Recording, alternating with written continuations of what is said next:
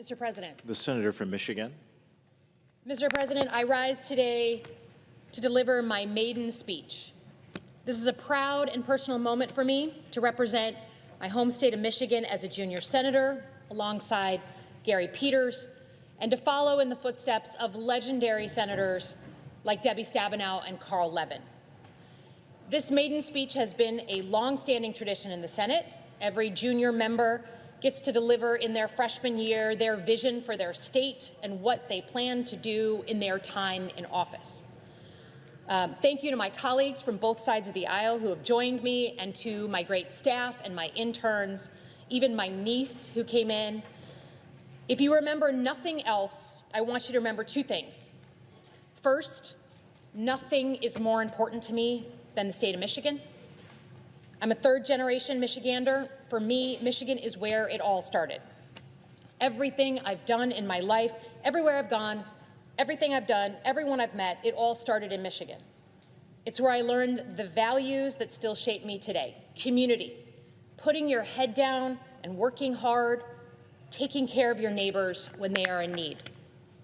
Nothing matters more than my home state. So this speech is my love letter to the state of Michigan. To stand here and represent the state that I love on the floor of the U.S. Senate is the greatest privilege of my life. Second, my goal for my time in office is to address what I believe to be the existential threat of our time, to my state and to all Americans, the threat of a shrinking middle class. Now, I'm a national security person by training. I'm what's called a 9/11 baby. I happened to be in New York City on my second day of graduate school when 9/11 happened. I was recruited into the CIA right out of grad school, and I served 3 tours in Iraq alongside our military before serving at the Pentagon. I served proudly under presidents, both Democrat and Republican. I've come face to face with some of the greatest threats facing our country, but I believe in my bones that the single greatest threat today to our national security is not coming from abroad, but coming from the very real threats that come from that shrinking middle class. So my goal as a senator is to deliver for Michigan's middle class, to expand it, to secure it. That mission is personal. Michigan is where my family achieved that very American dream. My great-grandfather, at 13 years old, came through Ellis Island, not speaking English. He ended up starting a meat company, moved to Michigan, and built that business and built an iconic hot dog that Michiganders have enjoyed for 60 years. Michigan has been the place where hard work means something. It's where the middle class was literally invented, where you could work at an auto plant and afford the car that you were building. That was a revolutionary idea at the time.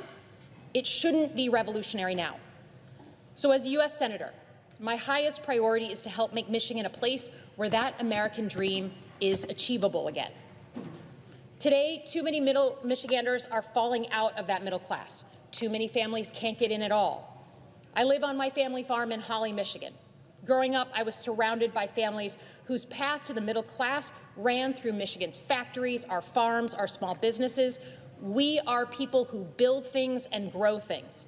People proud of their role in manufacturing Americans' future. Our cars, our tanks, our food.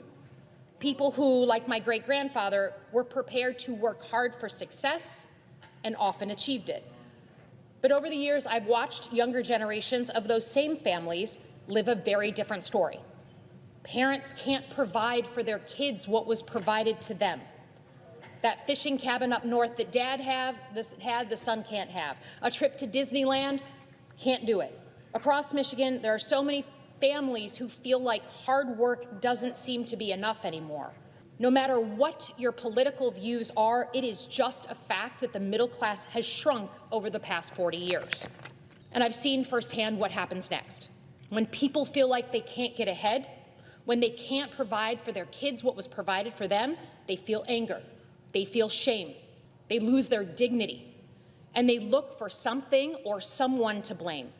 In a multiracial, multi-ethnic experiment in democracy, people end up blaming people who don't look like them or speak like them or pray like them. I've seen this up close and personal, how that kind of anger and suspicion can tear communities apart. If you want to understand how we got to this moment in our politics, this angry, vitriolic, polarized moment in American history, all you have to do is understand that shrinking middle class. So even among today's chaos, especially now, there are things we have to do, simple things, to bring back that middle class and make it thrive. This is my North Star. It will guide my work in the Senate. Okay, so how do we do that? Our government certainly needs to change. I don't think it's hard to understand that our government is not working for a majority of Americans, not just Republicans, Democrats as well. And you have to hear that loud and clear. Fundamentally, I believe that government needs to get back to the basics. No one cares about your trick plays if you don't have your fundamentals right. Government needs to set the conditions for success. And Michiganders and Americans need to work hard to achieve that success. These basics are jobs that pay you enough to save every month, healthcare you can actually afford, a home you can call your own, schools that prepare our kids for the workforce, energy to power our lives, an environment we can pass on to our kids, and safety and security from fear. That is it. First, on jobs. We need job creation for Michigan's middle class to create the jobs of the future. Imagine that the middle class is basically a ship at sea. For the better part of 40 years, it's been taking on water, and now we're about to hit a Category 5 hurricane in the form of artificial intelligence. Artificial intelligence has the potential to change our economy more than the internet did. Think about that. Productivity will go up, jobs will be gained, but jobs will also be lost. Maybe not Michigan jobs at first. Entry-level college jobs like paralegals or accountants are probably first on the list, but change is coming and we need to be ready. Job creation in the era of artificial intelligence means supporting our small businesses. Small businesses employ half of all Americans. They are intrinsic to the American dream. It's about betting on yourself. And we need to own the fact that it is hard to start and succeed as a small business. We need to make life easier for Michigan small businesses. Second, we need to bring critical industries and critical supply chains back home to the United States. Michiganders understand this better than most because of what we do in manufacturing. No foreign country should ever have a veto on our economic security. We should always make critical items here in the United States, and I want to bring as many of those jobs and industries back to Michigan. And finally, let us say it very clearly. We need an immigration system that actually works and is keyed to our economy. Immigrants are critical for our labor shortages, in our factories, in our hospitals, in our firms. More than that, we are a nation of immigrants. I'm standing here today because my great-grandfather left fear of persecution and death at 13 years old and found a place in America. So we need an immigration plan that brings legal, vetted immigrants into our countries, keyed to our economy, sometimes more, sometimes less. And we need to have border security that literally makes sense. Without immigrants, there is no America, and without immigrants, our economy will not thrive. Second, on health care. Is there anyone in America who thinks health care is working? Is there anyone in America who thinks we are paying too little for health care? Is there anyone in America who is missing the groundswell of anger because we cannot provide the health care we need to our parents and to our children? Few things are as fundamental. There are just, in my mind, few systems as broken as healthcare in America in 2025, and we all know it. This is, again, extremely personal to me. It's why I ran for office in the first place. Of all my time spent in war zones, in dangerous places, nothing was harder than my mom being diagnosed with stage 4 ovarian cancer when she did not have insurance. There is nothing worse than that desperate feeling when your parent, that first parent to get sick, needs emergency tests and emergency surgery. And the same moment that you are fighting to get those things, you are struggling just to fill out the paperwork so she won't go bankrupt. We are at a breaking point. We must change our health care, and this is as good a time as any. Every American deserves access to health care they can afford, regardless of your job, regardless of your income or your age. So I support a nationwide public insurance plan at a reasonable price for every American.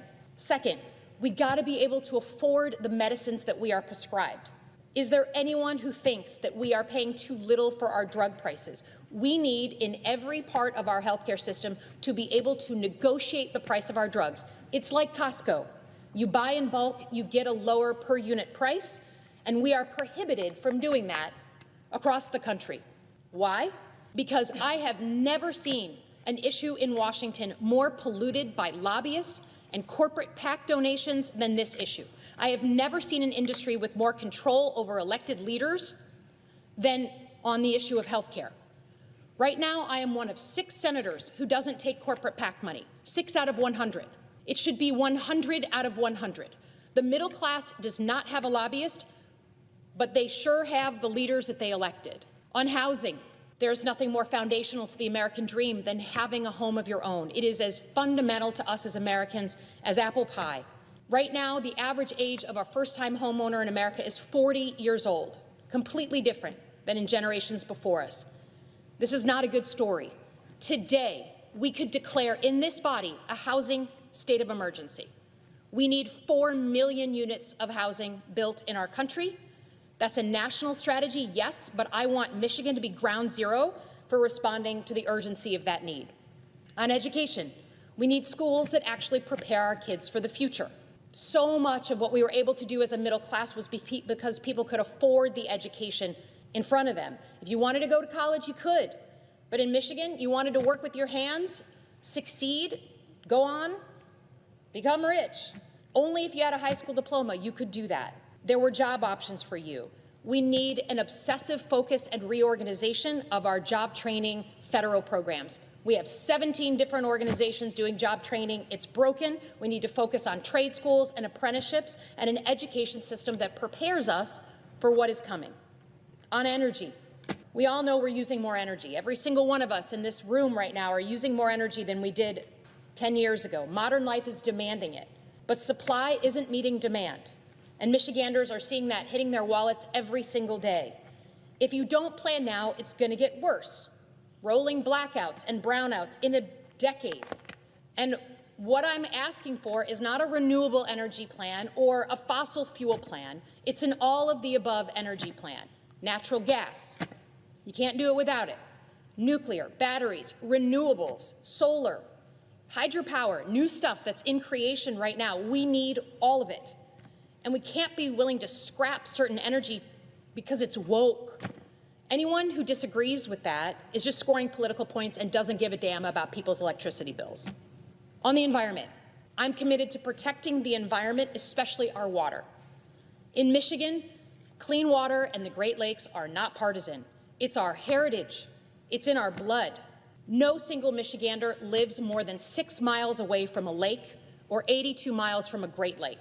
We all know the sound of water hitting the beach or how the light looks up north. Our water is why people raise their kids in Michigan, and sharing that legacy with our kids is the dream that every Michigander has. We have the responsibility of being the stewards of the Great Lakes. So when our water is threatened, when our kids are poisoned, when they can't swim in contaminated lakes, it's not just a health issue. It's a security issue.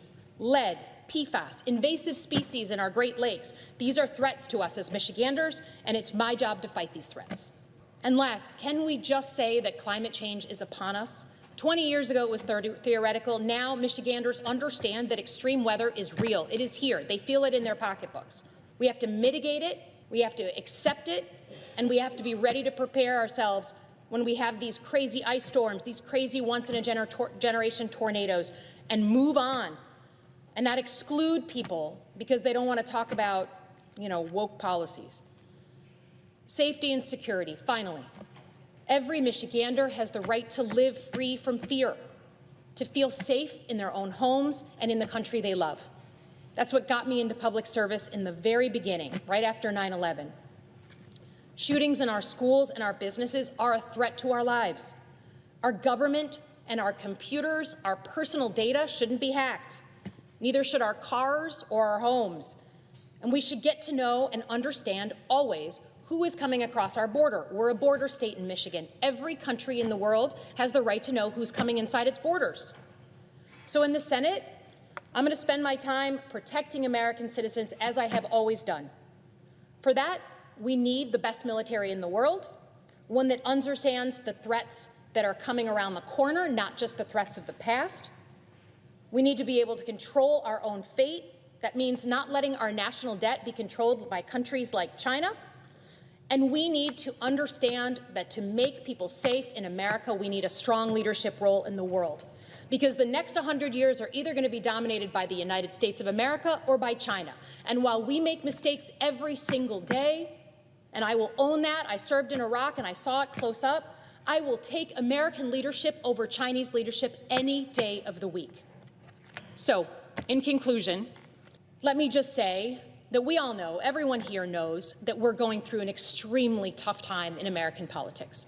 We know that when people look back on this period in history, they are going to say that was the moment that Americans were turned against each other, when neighbors turned against each other. But it is not the end, and it is not always going to be this way. As Michiganders, we understand how to survive bad times by rallying together, by helping one another, by living up to our Midwestern values, and getting back into the fight. As elected leaders, and certainly as a senator, I have a responsibility to chart the path through the dark tunnel and into the light, not by just complaining and whinging that it's all bad, but by charting a strategy from beginning to end on how we get through this moment. And we will. For God's sakes, people, the Detroit Lions are going to win the national championship and the Super Bowl, and they were in the toilet for years. So it is my privilege to stand on behalf of my state here. It is the most important thing I've ever done. It is the most impactful thing I will ever do.